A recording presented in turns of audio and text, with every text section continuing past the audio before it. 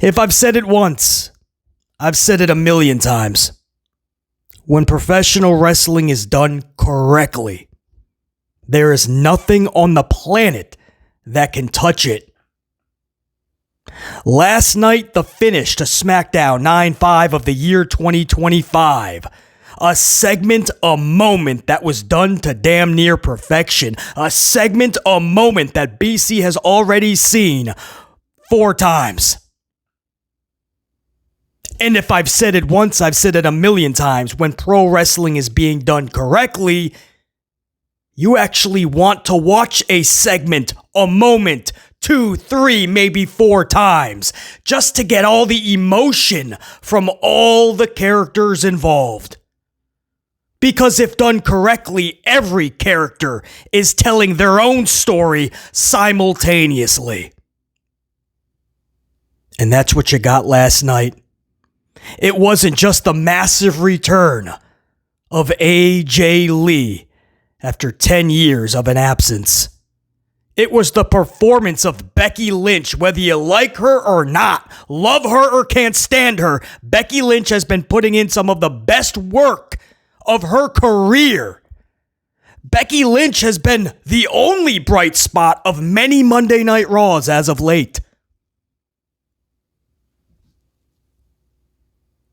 And while everybody else wants to drag her and throw the title of Becky Hogan, BC will throw her flowers. Because Becky Lynch is bringing it. Whether she has to run a 4-month program with Lyra Valkyria,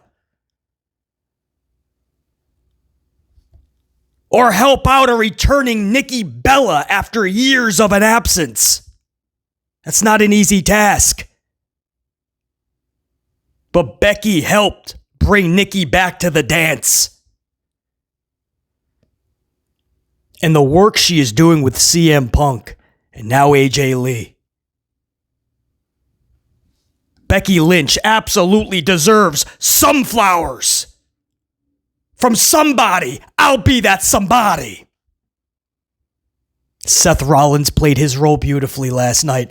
Rollins being exactly what CM Punk called him, a coward hiding behind his wife. And that's what he played even when CM Punk was in there face to face with Becky Lynch when AJ Lee came out and smacked the taste out of Becky Lynch's mouth. There's Rollins refusing to come over the barricade. He's like, if this barricade wasn't here, I'd jump over it. But when Punk got into the ring, you see Seth Rollins literally fall over the barricade. That wasn't an accident. He didn't trip. That was perfect comedic timing. He was trying to get to Becky Lynch real quick so that CM Punk couldn't see him. It was when Punk was going up the steps, Rollins jumps over the barricade, falls on his ass. That was on purpose. It was done to perfection. Picks up Becky Lynch and hightails it. Before the show ends, he puts Becky on his shoulder. Before they hightail it. It was great. CM Punk has been playing this beautifully. Mannerisms, everything. Cadences, everything about CM Punk while Becky Lynch has been belittling him, smacking the yellow off his teeth. Degrading him. CM Punk, it was all leading up to somebody getting that receipt on Becky Lynch. Has to be a female. It's no longer a tease at that point, and it's an expectation. It's got to be AJ Lee. Cannot be Bayley. Cannot be Rhea Ripley. Cannot be a Perez. And then AJ Lee. The fourth and main component to this whole thing. After 10 years, AJ Lee returns. It looks like she has not aged a day. Somehow, it looks like she has gotten younger over 10 years.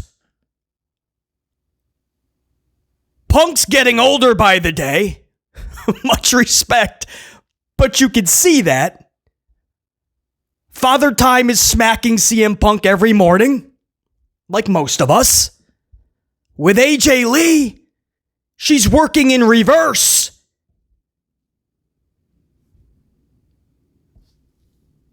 AJ Lee comes out with abs that made Finn Balor melt. Finn Balor doesn't know Finn Balor doesn't eat a donut in his whole existence, but Finn Balor has never seen a Dunkin' Donut. Balor looked at AJ Lee's abs, and right now he's having panic attacks this morning.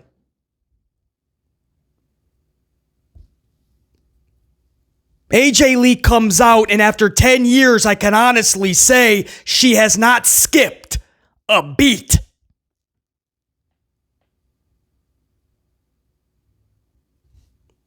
And without saying a word, you're just captivated to her. It's everything we saw in the first, her only 4.5 years on the main roster. People forget that, man. She was only on the main roster for 4.5 years. Debuted in 2011, retired in 2015.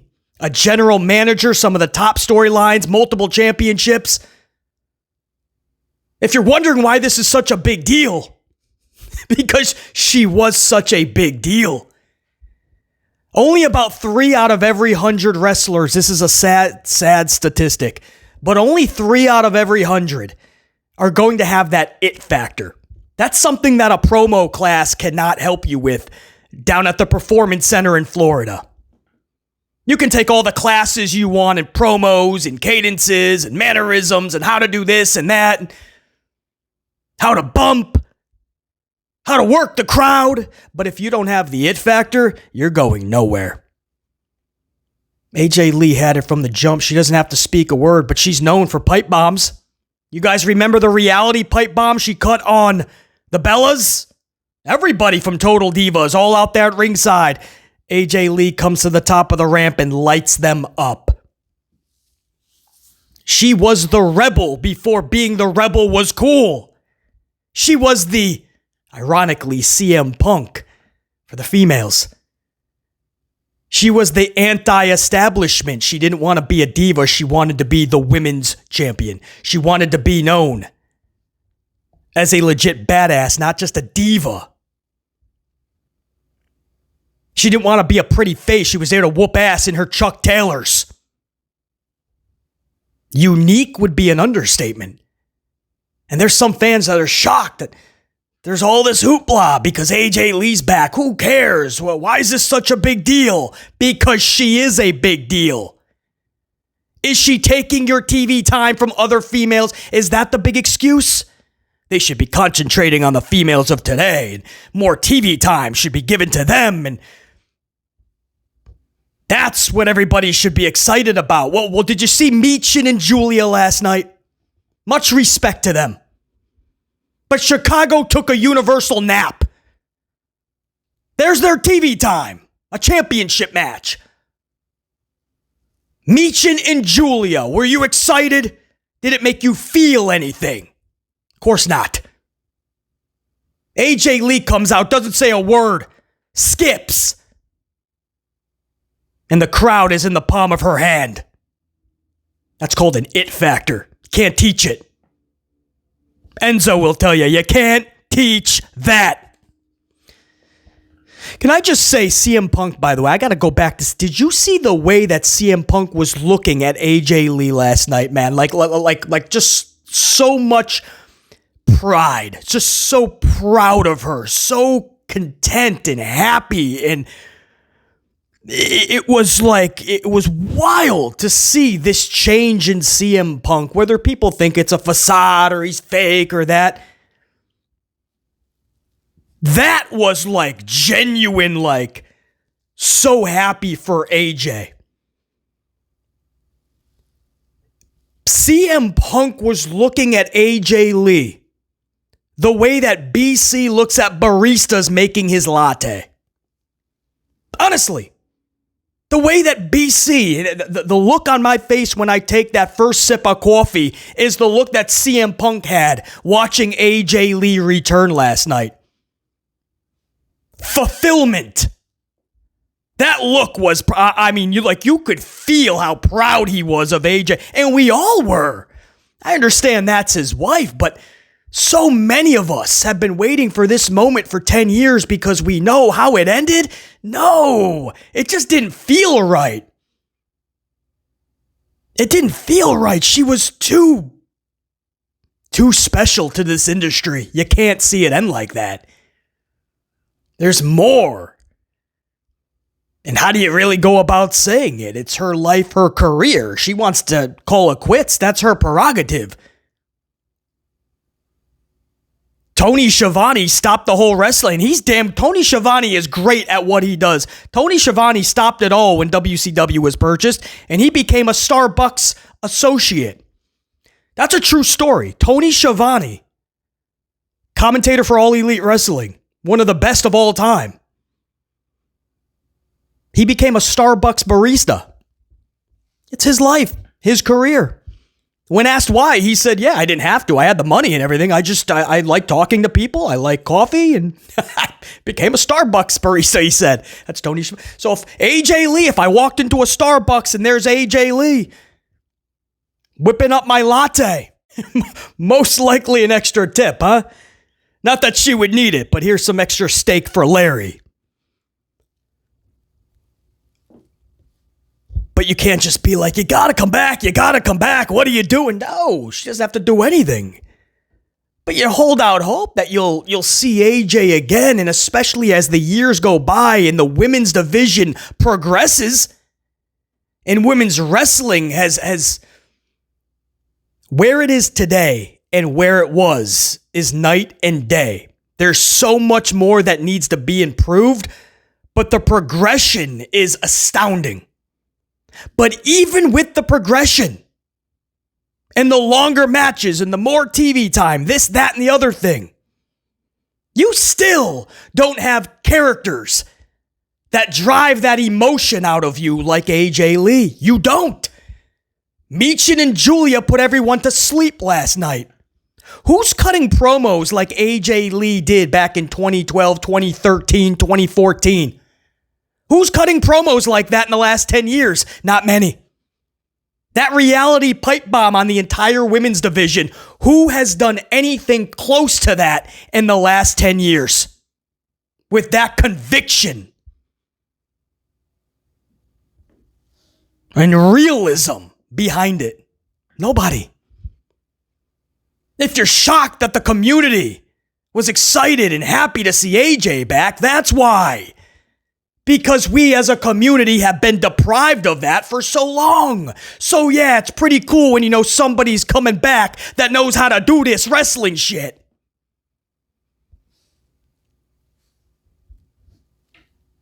Astoundingly, the people that have the most problem with AJ coming back, it's wild, but it's not too shocking. Grown men.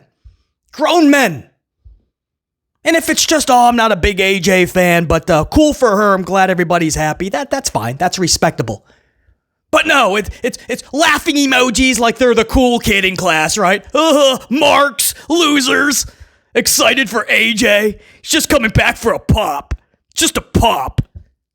And then they find out, no, it's not just a pop. She's actually having a match at WrestlePalooza, and probably more after. You'll probably see more of AJ, so it's not just a pop. Oops, used wrestling terminology wrong. Grown men crying because AJ came back. Grown men crying because a female. These are the same individuals. If a female jumped in their lap and said, take me now, they would go, take you where? I could show you my video game collection.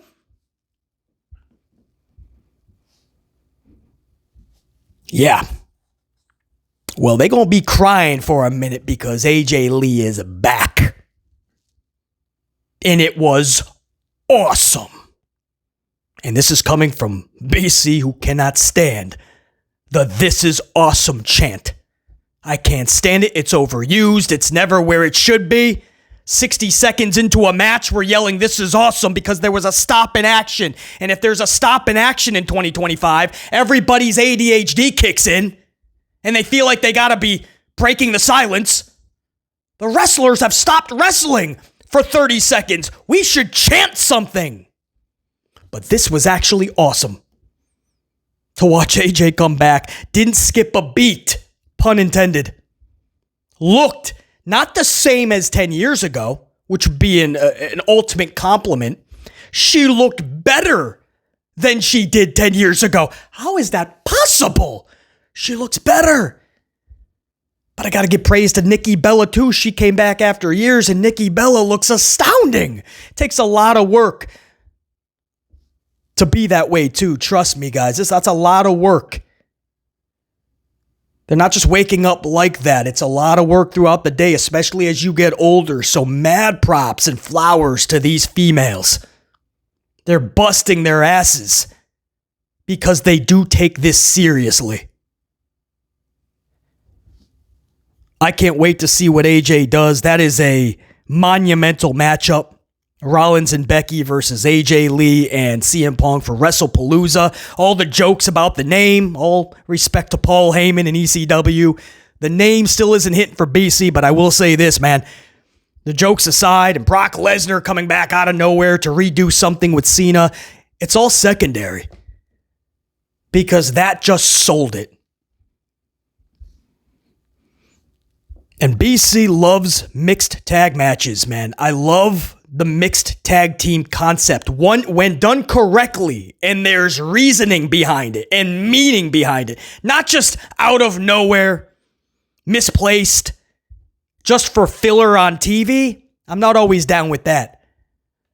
But a good old mixed tag team saga. I love it, man. I'm loving what Ethan Page and Chelsea Green are doing right now in NXT. Sometimes you don't even think of it, and two people come together, or you got a female here and one of the male wrestlers over there. They put them together, and you're like, this is so stupid. And within a couple minutes, you're like, this could work. And a few minutes later, you're like, this is working. And a few minutes later, you're like, I want more of that. Ethan Page and Chelsea Green. I felt Lana and Rusev could have done something back in the day. They don't really have a plan long-term for Aleister Black and Zelina Vega. Imagine them two together. I always said instead of doing a trios division in AEW, Tony Khan should have done a mixed tag division. More fun. Ain't nobody needs to see a ton of schmaz matches. Multiple 6-man tags. These companies can't even do tag team wrestling correctly these days. We're going to have a 6-man tag division. I would not be against a mixed tag division. I think it would be badass if proper care and energy and resources were put into it. Man, that would be fun.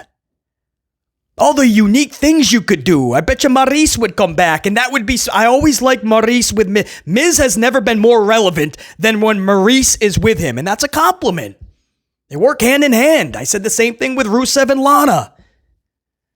I liked Andrade and Zelina, but I'll do Zelina and Aleister. Anyway, I just like the whole concept when done correctly. So yeah, I am loving this whole mixed tag match with CM Punk and AJ Lee, two polarizing individuals with separate divisions, the men's for Punk, women's for AJ, obviously. And Becky Lynch is putting in the best work of her career. Seth Rollins on top of the wrestling world right now, whether we like it or not, whether we love the gimmick or not.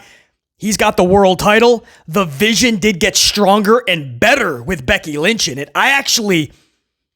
I'm actually giving that a second look now because Becky Lynch is in the vision. That was a huge piece of the puzzle I didn't even think of, but I'm really digging right now. I don't know how much more praise I can heap upon this segment in this cold open teaser opening monologue, because that's what that was. We're going to get to the review right now. This was an emotional SmackDown at the top and right at the bottom, man. Top, obviously, John Cena saying goodbye to Chicago. Now it's his last SmackDown, his last time wrestling in Chicago. So we're gonna get to that, and then the end of this show. Man, the same emotion that they had on Monday Night Raw with Becky smacking CM Punk upside his dome piece, but this time it was AJ Lee that was gonna get that receipt. We're gonna talk all about it. It was magic, man. It was magic. There's not many. Over the years, there's not many moments I go back and watch even a second time. I just don't have the time to, but just as important, there's no need to.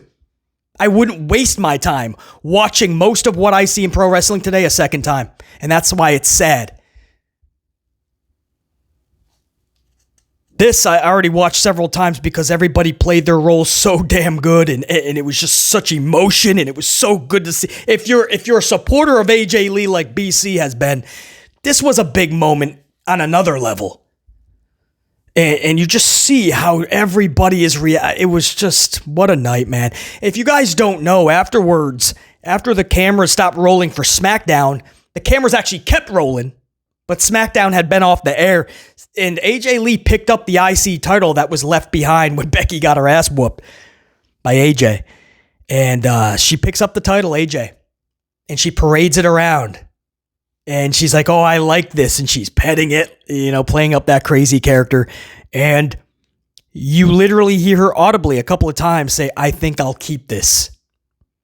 Could you imagine if, I don't think this is a one-off, but could you imagine after this mixed tag, if they want to go that route, if they did a one-on-one program with Becky Lynch, AJ Lee, AJ hoisting up that title, you ain't going to get any complaints from BC.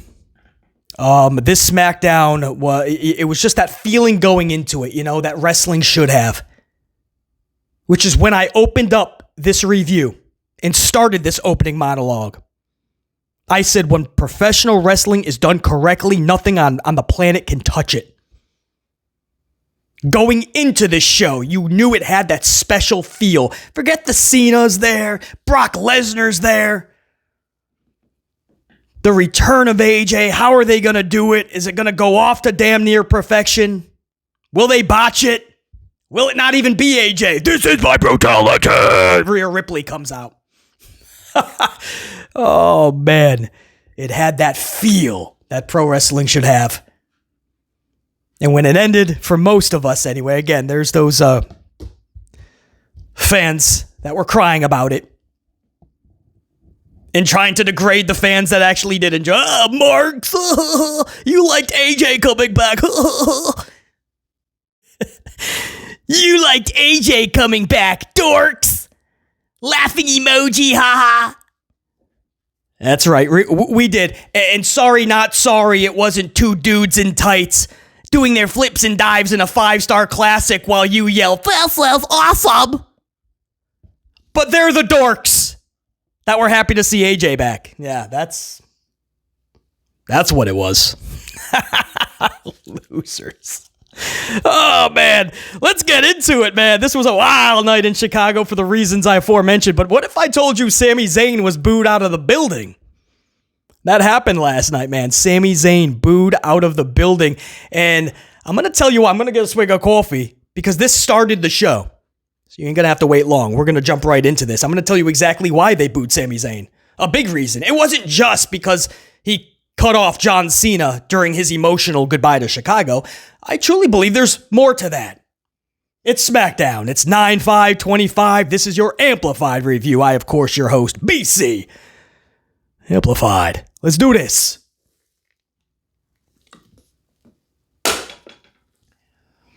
So, John Cena starts this show. A thank you chant from the jump from Chicago. Cena delivers an emotional goodbye to Chicago. He confirms this is his last time in Chicago, his last SmackDown. At that point, they didn't know he was wrestling, so it was even more emotional, like everybody giving him his flowers and his props. For those that don't know, the final 2 appearances for John Cena have been announced. It's going to be Boston, Massachusetts, and New York City, Madison Square Garden. So, kind of fitting. So he's hitting them all up now. Chicago, Boston, and New York to come. I'm guessing he'll be in LA once more, right? Maybe, maybe not. But it was an emotional goodbye, man. Chicago was really taking it in. And it really hit you like, damn, man, this is... I think he's got, like, after last night, maybe 7 dates left, 6 or 7. Because I think it was 8 going into last night. You appreciate John Cena more because you see that it's either too hard or they just don't want to. But they're not making stars in WWE. They're just not. And I understand that they don't want individuals to feel like they're bigger than the company. They don't want the Hulk Hogan situations from back in the day or the CM Punk situations or the Ultimate Warrior, Steve Austin, who took the ball and went home. You know, they have a lot of situations over the years where top talent, felt like they could just run roughshod. But you have to. it's worth the trade-off because they're making you a boatload of money in the process. Because what's the alternative? You just don't make stars anymore. Everybody feels 50-50 book because that's how you're booking them. So when you see John Cena and you realize the dates are ticking off, yeah, man, you appreciate. I was never a big John Cena fan, trust me. You guys know that. But I've learned to appreciate him more because I see that when these dudes step aside, who is there to be the next John Cena? There ain't nobody. Or, yeah, there's nobody, man. When him, Randy Orton, and them step aside, CM Punk, who is it, man? Obafemi? I mean, Samuel Zayn is a mid-carder who's most likely going to be world champion at WrestleMania 42. We're going to do the Jey Uso thing again, where Sami Zayn is Rocky Balboa and everybody's telling him he can't, but he's going to conquer Apollo. His whole career, he's been doing the Rocky story, though. And speaking of, Sami Zayn comes out to interrupt John Cena. John Cena's just trying to say goodbye. And this is how they always book Samuel Zayn in everybody's business. This is what irks people. This is what pisses people off, fans like me see. Every single time Sami Zayn comes out, it's somebody else's business. He's telling Seth Rollins that he shouldn't be mean. He's got to come back to reality. And they're friends, and that's why he's telling him this. Kevin Owens, what are you doing? You got to be a good guy. You got to relax and remember, do things correctly. And we're buddies. Kevin Owens is trying to do his own thing, man. Can you step aside for a second? Seth Rollins is trying to do something over here to get himself. Can you step aside? John Cena is trying to say goodbye. Here comes Sami Zayn. What does he say? Zayn grabs a live mic and says that on behalf of everyone in the back, he wants to thank John Cena. Thank you. Nobody asked you to come out there and be the spokesperson for the locker room. He's just always there when he's got nothing to do with anything. And this has been for years. So this is the best. Samuel Zayn comes out and he's literally booed by Chicago out of the building. Zayn was booed as a face, and he just won the title last week. He just won the United States Championship, and he's being booed. And again, he was the nerd he always is, just telling Cena, I just had to come out and say thank you on behalf of the locker room. You notice why nobody else came out? It's not because you're the locker room leader, Sami Zayn. It's because they got no business being out there. They're not going to steal John Cena's moment. So why was he booed? It's not just because he cut John Cena off or didn't let him do his proper goodbye. It's because Chicago's sick of it. What is numbnuts Dugenheimer doing out there? Shouldn't he be working the night shift at Home Depot? He gets Employee of the Month last week. He's the Employee of the Month. He gets his little plaque, or at least his picture up on the wall in the break room. And then he feels he doesn't have to do the shifts anymore. I'm going to go talk to John Cena. So Chicago is done with it. What are you doing out there? What's your purpose? Why should we give a damn? This is how they always book Samuel Zayn, everyone's business. Now, he challenges Cena to a U.S. title match there in Chicago. Right now, he says. Cena says, okay, you're on. The crowd in this match chanted, let's go Cena, Sammy sucks. Come on, it was a thing. I had to do a double take on it, right? Like, I had to listen, like, are they? Because I'm expecting, let's go Cena, Cena sucks. No, let's go Cena, Sammy sucks. During the match, Sammy is getting berated by the Chicago crowd. It was awesome. It was awesome, man. It's what I do love about the Chicago crowds and crowds like that. They're just going to be honest. At least he's got the mid-card title. At least keep him there, though. Don't try to do this Rocky Balboa story like you just tried to do with Jason Uso, and after 2 months you saw that it failed. It failed from day one. But after 2 months, Helmsley finally was like, all right, I really do have to take the title from you, though. This isn't working. They're dancing with you. They're eating with you. But, I mean, you're just not you're not main event. You can call yourself main event, but you're not main event. So don't make the same mistake twice with Sami Zayn. Now, in this match, again, the highlight was Let's Go Cena, Sammy sucks. But in this matchup, Sami Zayn, think about what I'm about to say, please. Sami Zayn kicked out of an AA attitude adjustment. 1, 2, Zayn kicks. Sami Zayn, as if this is a pay-per-view. And Cena's taking on Brock Lesnar. Okay, I understand Brock kicking out of his finisher. Sami Zayn kicked out of an AA.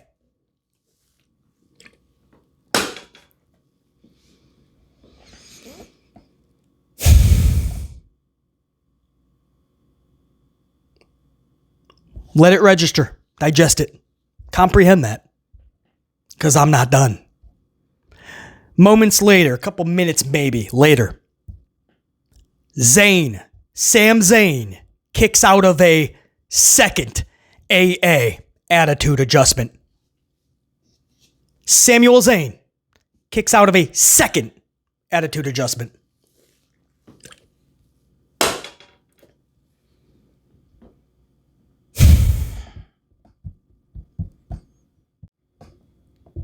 Zayn then hits Haluva. Crowd boos heavily. Cena kicks out. Cena then hits a GTS. Zayn kicks out. Cena hits a Roman spear. Zayn kicks out.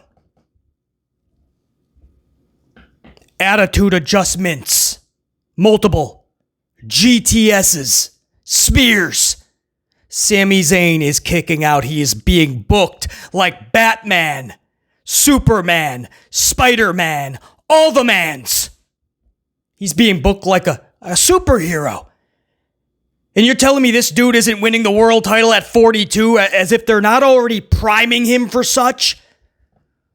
This is a dude I've seen lose via a roll-up. He was just held down. A roll-up. And Cena is hitting him with everything but the kitchen sink. And he's just popping up. You're telling me this dude's Brock Lesnar. He's Hulk Hogan. He's Rock. He's Undertaker. He's Austin. He's Roman. He's all of them rolled up into one. That's what you're telling us. There's just one problem with it. It's Samuel Zayn.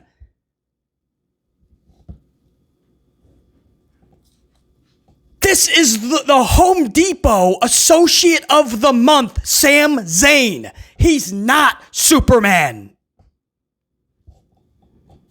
So then we go to the top rope or up on the turnbuckles for a Super AA. Super AA.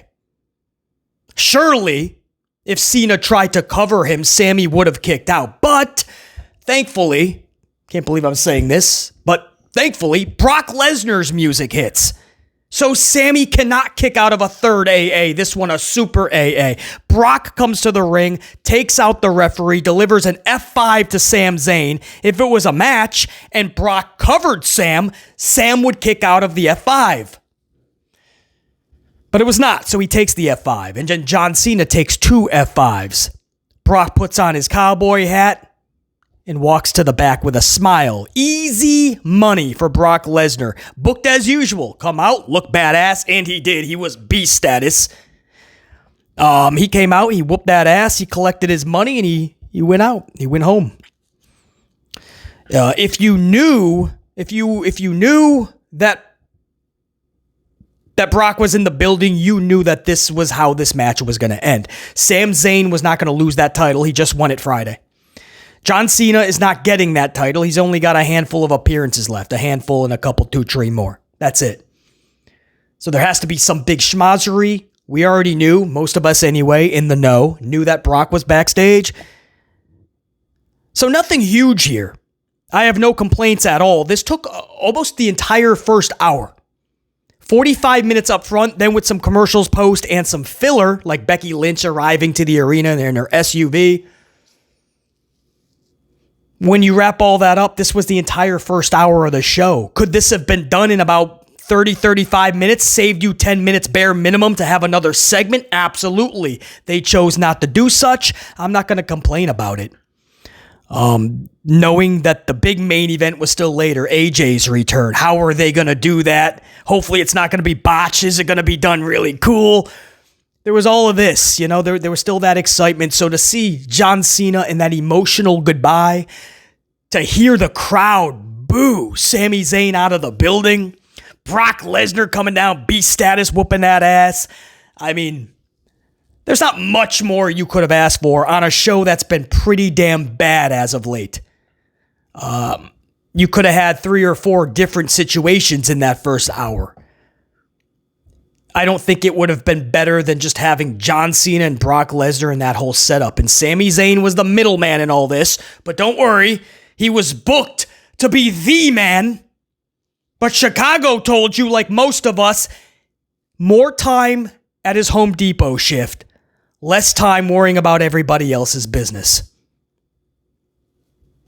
They booed Sami Zayn out of the building. I think in this whole first hour, that's going to be the most memorable thing, man. I kind of couldn't believe it, but I also at the same time was not shocked because for months now, BC has been so checked out with everything Sami has been doing. So this led us into the second hour. This would be Aleister Black versus Damian Priest. Black would defeat Damian via Black Mass. This was a massive W for Aleister, because Black needed this W more than Damian. And I know, usually the face, you would say, needs it more than the heel, because the heel can get over a loss quicker, better than a face taking an L. But this is not one of those situations. I feel that since Black has came from AEW as Malachi Black, Aleister has just not been put on the map. He's not on anybody's radar. He's really not in anybody's conversation. Now, I'm not saying this will do that full throttle, but it's a start, and sometimes baby steps is how you get the wheel in motion. Crawl before you walk. This is a big W for Aleister. Now, I don't really get the finish because Aleister shoved the referee, not from behind, so the ref didn't know who, as if who else is in the ring? It's got to be Aleister. But it wasn't even behind. In front of him, he grabs him first, and then he shoves the referee into Damian and delivers Black Mass. And the referee was just like, damn, man, why'd you push me? All right, I'm going to count anyway. And he counts Damian down. I mean, if you're pushing the ref, I think that's grounds for disqualification. Although I'd love that in baseball, right? We had the umpires against my New York Yankees the other day, and they were throwing out our manager, throwing out players, calling balls strikes and strikes balls, and it was clear this umpire was just against the Yankees. Now, come to find out, a photo surfaced of him in a Red Sox shirt when he was younger, so he's a Red Sox fan. So there's no... And he's a younger umpire, so he was screwing the Yankees, man. It would have been great if we could just shove his ass to the ground, right? Deliver a stunner to the umpire. But you can't do that. And I thought you couldn't really shove the referee down because that would have been anyway, I know I'm analyzing a little bit, but I mean, did he have to shove the referee? Because it just looked like that would be a DQ. I don't know. It was weird. But it was also weird seeing Damian do a razor's edge to Aleister on the commentary table and not get disqualified. Now, I know you're going to say, well, BC, you can use tables. That's not a DQ. But you didn't see that really growing up. You know, if you use tables or anything like that's whether a rule outright or an unspoken rule, that's a disqualification. So it's just weird to see tables being used like they are today, and it's no DQ. Then what's the point of a tables match if you can use them anyway? I'm just calling logic. I'm not even overanalyzing. I'm not nitpicking. I'm just saying, like, some of this stuff has to be taken into consideration when you do these finishes. Because you're going to have fans that are not 12 and they're going to question some of this, man, because they want to believe in it. They want to have a sense of realism in these finishes. Like when Zelina Vega or somebody, Alexa Bliss, who's barely 5 feet tall, is rolling up somebody like Piper Niven, twice her size, at least in weight. Why is Piper being held down in a roll-up? We're going to question that. Speaking of the ladies, though, after Black defeated Damian, we went into a U.S. title match for the ladies. Julia, current champion, versus challenger Michin. This match crushed the souls of Chicagoans. Shigons. Whatever they call themselves. The point is, this was nap time for that crowd. And for anybody that had the displeasure of watching this at home. Much love, honestly, to Julia and Michin. But I know how good Julia was over in Japan. I just don't feel like this is connected. In NXT, she was doing pretty damn good and felt special. They called her up so soon. I don't know what the need was if they didn't really have a plan. You say, well, BC, she's champion. What do you mean they don't have a plan? In this company, they throw titles on you. You go to catering immediately. In this company, sometimes when they throw titles on you, it's a detriment, not a benefit. They put a title on them to shut them up. Or because they don't have anything for them, they think a title will be a Band-Aid on the situation. If the goal was to bring the crowd down before AJ's return, success. Julia pins Michin via knee to the dome piece. Again, the crowd was absolutely asleep for this, and I don't blame them. It's not their fault at all. This just didn't feel special. It just wasn't... This is what I mean. Oh, man, AJ's back, so what about the current... The focus should be on the current superstar. AJ's been gone for 10 years. Where's the focus? Now, all of a sudden, it's AJ Lee's fault because the focus isn't on what? Julia and Michin? They had plenty of time in this match. Nobody cared. That's the problem. It doesn't matter if AJ's back now or 20 years it takes in an absence. AJ's back after 20 years of not being there. Doesn't matter. You're going to have the same problem. You're going to have good talent like Julia. For some reason, for many reasons, nobody cares. Michin has not been the same since she became Michin. Let her be Mia Yim. I don't know what happened, but it seems like it's simultaneous. Once she got the name change, that was it for Michin. Can't even take it serious. Sethington Rollins was then in the crowd to introduce his, and I quote, sexy, brilliant, incredible wife, Becky Lynch. Becky Lynch comes to the ring. She has a live mic in her hands. Becky Lynch says all of Chicago teams suck. The Blackhawks suck. The Cubs suck. What? White Sox suck. What? Bulls suck. What? The Bulls one was funny because there was Bulls players right in the front row, and they were no-selling the entire night. I don't know if they were just douches or were they trying to... It wasn't like an act. John Cena called them out in the opening segment because everybody was chanting for Cena and having a good time and excited. And Cena says, thank you, because there was many years here in Chicago where I would be getting the treatment from everybody like these two in the front row. And the camera showed these Bulls players just kind of like sitting down, no selling it. They were on their phone. And so Becky was out there and she was cutting her promo. And I guess they were just on their phone, sitting down, not even paying attention because Becky called it out. After she said the Bulls suck. And then she goes, yeah, like you on your phone, something. I didn't exactly hear what she said, but something about like texting or something. They were just no-selling everything.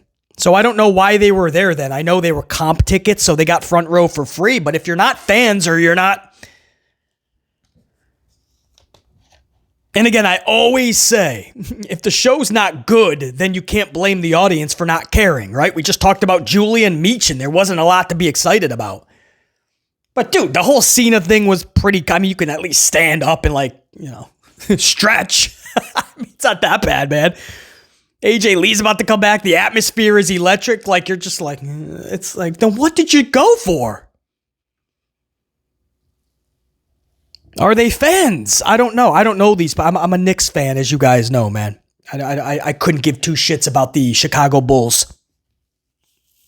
And if there wasn't Michael Jordan, which I'm glad there is because he's the king of kings, the goat of goats, Michael Jordan. But man, if Jordan didn't play basketball and he committed to baseball early on, do you know how many championships Patrick Ewing and my Knicks would have had? Too many to count. All of Michael Jordan's 6. So she says all the teams suck. She goes down all the teams, and then she says she saves the biggest for last. She says, and CM Punk sucks. CM Punk's music hits. Perfect timing. Punk comes to the ring. Punk says, Becky, I'm giving you this one chance. Just leave, because this has nothing to do with you. Please just leave. This has everything to do with your coward husband. And he looks at Rollins. Rollins, by the way, is up in the crowd. Not necessarily a skybox, but he's like at the end of like that first main up tier section. The 200s, I guess you can call it. So not the top, but he's in between. But he's far enough, but he's wearing orange so everyone can see him. He was appropriately wearing orange like Becky. So Punk's got a good eye line, and he's talking to Rollins, but Becky Lynch refuses to leave. In fact, Becky Lynch just starts degrading Punk more. In fact, Becky starts smacking Punk upside his dome piece. Left, right, backhand. What are you going to do? Ooh, your pride must be hurt. Digs her head into his chest again. I thought it was so good. And I got to give props, by the way, before Punk even got out there. She used her line again. I'm the best female wrestler on the planet, something like that. And I'm not the only one saying it. Sports Illustrated said it. I pop every time for that. I don't know what it is. And Chicago liked it too, by the way. I love it. Becky almost couldn't keep a straight face when she said it because she knows how good that line is. It pops me every time, bruh. Oh, it's so good. I'm not the only one saying it. Sports Illustrated. There's so much like believability. Like she's truly so proud of it. And she's saying it as if it's the first time she's ever said it. That's what makes it funny. But anyway, so we go back to where she's smacking Punk upside the dome piece just like Monday night. And I'm thinking this time, this is why Monday was so good. Because you knew what it was setting up for. Now people are seeing it again, and now they're really not standing Becky, right? Somebody's got to do something, man. Punk can't lay his hands on her. So Punk says, Becky, you don't think I could make a call to Bayley right now and Bayley wouldn't come here to whoop that ass? Becky's like, I already whooped her ass. Bring her. You don't think I could make the call to the Eradicator, Rhea Ripley? Becky's like, I already beat her. Whatever. Bring her in.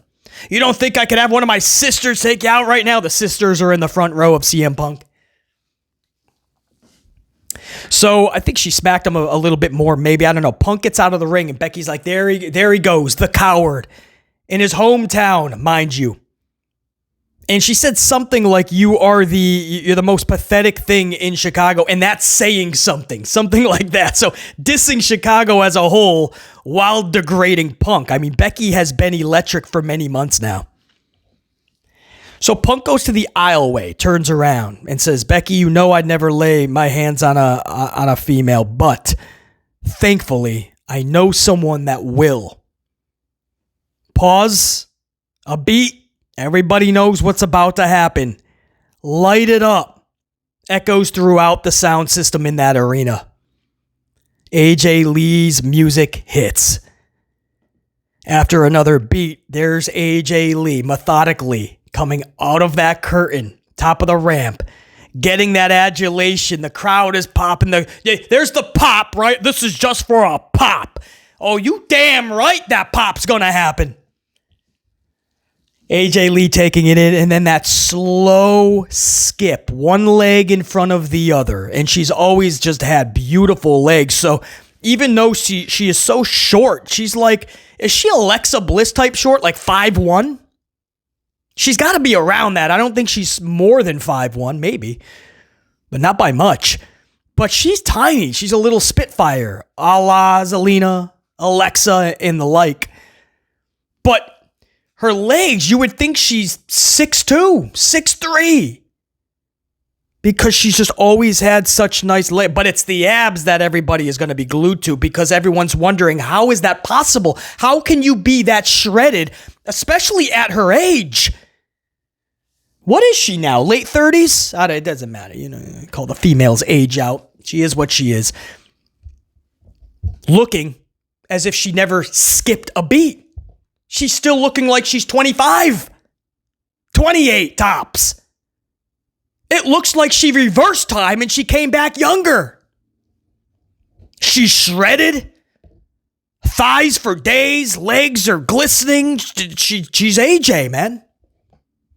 Beautiful, that's obvious. Always been. Just younger somehow, as I said. And she starts, I'm trying to give you the full review here, man. Everything. It's been 10 years. So appearance is a lot, you know? We talk about how much people have changed. Some people come back after years and Father Time knocked them upside their dome piece, and you see it. It's okay to say that. Some people come back, you're like, did Father Time even know they exist? Did they forget about them? Is there literally a fountain of youth and they found it? And then AJ starts slowly skipping, and that look in her eyes, man. That just crazy character. And she picked it up like nothing after 10 years. And this is what I mean about the it factor. When you have the it factor, you don't have to play a character. You can just turn your notch up. It's so cool because it's within you. So you could just turn what's a 2 and a 3, maybe a 1. Maybe it just lays stagnant and stymied. But you can turn it on and just turn it up. Light it up. That's all she did. 10 years, when I say she didn't skip a beat, I literally mean it. She picked up right where she left off. Sits on the ropes. Becky is everyone was playing their role beautifully. Seth Rollins is like, no. You literally see him when the music hit. He's like, no. Becky Lynch is like, well, hold on. Can we talk about this? Hold on. The heels playing the cowards. Beautiful. CM Punk looked so proud. I said this in the opening monologue. CM Punk was just like a proud father who just watched his kid graduate or something, or work so hard for something, and they achieve it finally after years. It was just this several times, by the way. And I said it in the opening monologue. The way CM Punk is looking at AJ Lee is how I would look at a pristine latte that just came off the assembly line, man. The barista's handing it over. And then AJ Lee tackles Becky Lynch, starts walloping Becky. Becky's able to escape for a second, but only for a second. AJ grabs her, brings her right back. Another Lou Thez press. Wallops her some more. Lefts, rights, you name it. And I love how, by the way, they didn't say a word. They had commentary, and I do believe this is a Hunter Hearst Helmsley move. So, to Helmsley, if you ever wondered how fair BC is in these reviews, I just don't bash Helmsley. I'll absolutely give credit where it is due. And they held commentary during this whole thing. They did not say a word until AJ's first Lou Thez press. And then Cole just starts screaming, it's AJ Lee! Corey, it's CM Punk's wife, AJ Lee! Beautifully done. So again, second Lou Thez press, walloping Becky some more, and then takes Becky. Becky tries to escape again, grabs Becky, licks her hand, AJ Lee does, and smacks Becky across her face. For all of the smacks that she did to CM Punk. That is what I mean about this was beautifully done from top to bottom to damn near perfection. You don't end it with any type of wrestling move or moves that AJ used to do or lock her into a submission. No, what has Becky been doing to Punk to bring AJ Lee back? Degrading him with smacks, insulting, bitch slaps. So how do you end this? She'll have plenty of time to do wrestling moves to you and submit you and make you tap or whatever. But right now, you're getting smacked upside the dome piece for what you did to her husband. It's perfect. Or damn near. Storytelling 101. It's the only way that should have ended, and it did. Becky hightails it. Punk is telling Rollins to jump over the barricade. At this point, Rollins has made his way from up way far away to the barricade, but he won't cross it. He won't jump over because Punk's there. So his wife, the mother of his kid, is crawling in front of Punk, and Rollins is just like, I'd jump over if there wasn't a barricade. So Punk then goes to get in the ring for AJ. Rollins takes that time to then try to jump over, and it was perfect because he jumps over it and lands on his ass. That was not a mistake or a botch or he tripped. No, that was for the comedic part of it. I've watched it like 4 times. It's what he just like jumps over it, lands on his ass because he's quickly trying to get to Becky before Punk turns around. It was so good. Being the coward that face Punk called him earlier. That's how the heel should be. And then he throws Becky on his shoulder to try to, like, in case he needs to run away. But at that point, Punk is content letting AJ celebrate right there in the ring with him. So it was just, man. And then we go up there not long after that. AJ is up on the turnbuckle, blowing kisses over and just being the crazy AJ Lee that we all remembered. Punk is looking at her so proudly. And we go off there, we fade to black. Now, there is more video afterwards that was posted of them celebrating for another like 5 minutes bare minimum. And Becky left her IC title behind while she got her ass whooped. And again, Rollins threw her over his shoulder and took off. So the title remained.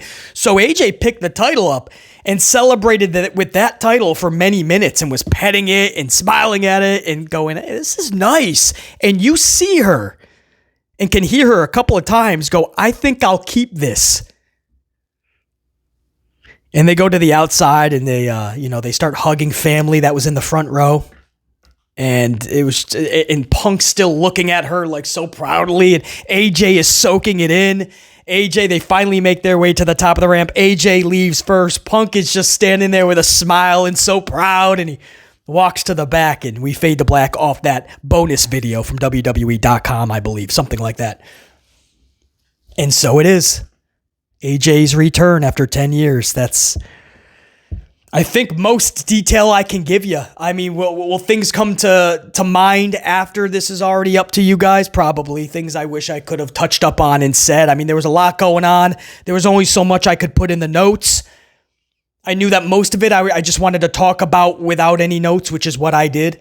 So yeah, maybe I forgot some stuff that I really wanted to talk about, but I want to give mad props, flowers over to Becky Lynch, Seth Rollins, CM Punk, and AJ Lee. Not just AJ. All of them have been knocking this out of the park. Rollins, Becky, and Punk on Monday. All three did it again last night on SmackDown, along with, of course, AJ. AJ, to say she knocked it out of the park would be an understatement. You're not getting that ball back. That's how far she hit that out. Props to everybody that was involved. Any other writers that were on top of this from the jump? Hunter Hearst Helmsley, Paul Levesque McMahon for approving it, and any ideas he had. Whoever was involved with telling commentary to shut up when she came out, which I believe was Helmsley.